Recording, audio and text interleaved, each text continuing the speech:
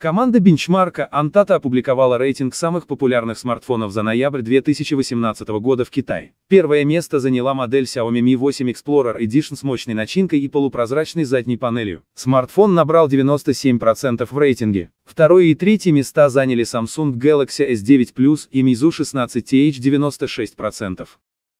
На четвертом и шестом месте находятся Huawei Mate 10 Pro, Oppo Find X и Meizu 16Th Plus, 95%. Седьмое место занял One 6 Plus 94%, за ним идут Huawei Mate 10 и Vivo Nex Ultimate M 93%. Замыкает десятку Samsung Galaxy S8 Plus 92%.